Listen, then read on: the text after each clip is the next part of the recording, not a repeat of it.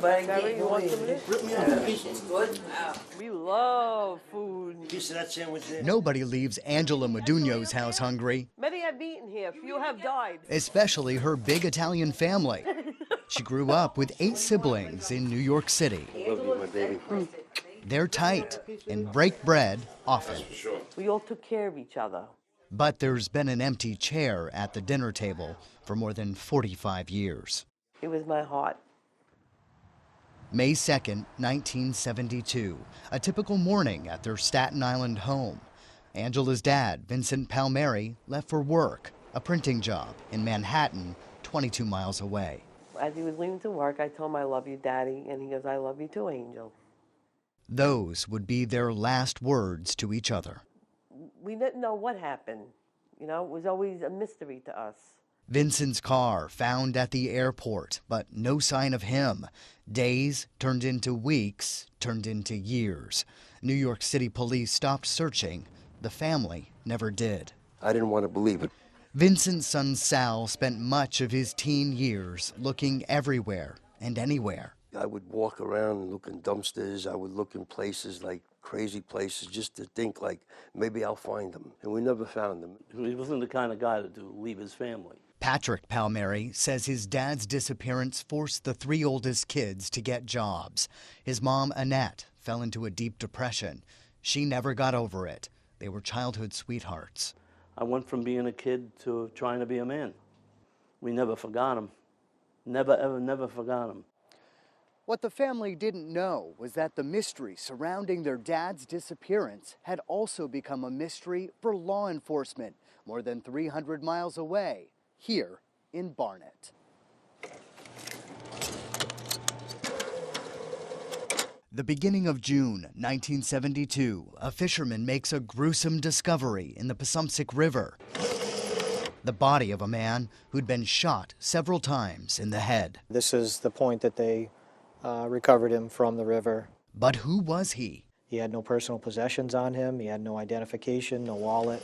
Investigators had little to go on. No one recognized him. There were no missing people matching his description in all of Vermont, all of New England. What they did have were fingerprints. A miracle, really, since he'd been in the water for about a month. It's a forensic challenge. It is today in 2018. It was compounded much more so in 1972. There was no digital database then, so that meant investigators could only do side-by-side fingerprint comparisons by hand.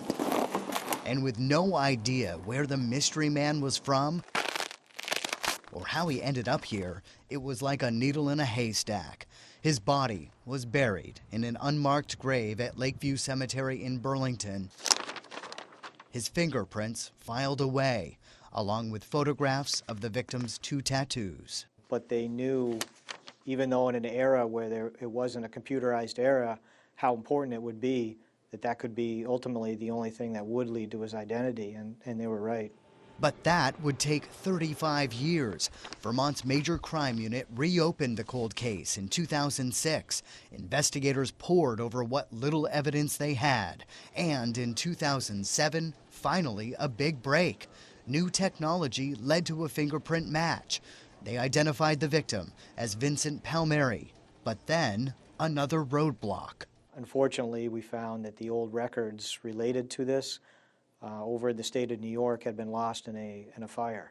So tracking down Palmieri's family would not be easy. In fact, it took another 7 years and a little bit of luck. A worker at the Vermont Crime Information Center got an idea to search on Ancestry.com. And bam, a hit, a recently uploaded family tree. This was the family we had been looking for a long time. 45 years ago, he leaves, and then 45 years later, it's like you're waking up from this dream, and you're told he's buried in Vermont. But who killed Vincent Palmieri, and why? There was possibly some connections to other homicides that were being investigated in Massachusetts. Some evidence points to a mob-style killing, the several shots to the back of the head, and his body dumped in a river in rural Vermont, so far from home. But there's nothing linking Vincent to any organized crime in the 70s. Sometimes people are in the wrong place at the wrong time. Captain Sinclair says solving this 1972 murder poses major challenges. It's possible Vincent's killer and any witnesses are dead too. Was he even killed in Vermont? Police just don't know. Because I know I never get these answers, you know what I'm saying? And it hurts. It hurts bad, you know what I mean? And this is something that I got to live with for the rest of my life. He wasn't alive, but we were going to have him with us again. The family exhumed Vincent's body from the Burlington grave and brought their dad home to New York City late last year.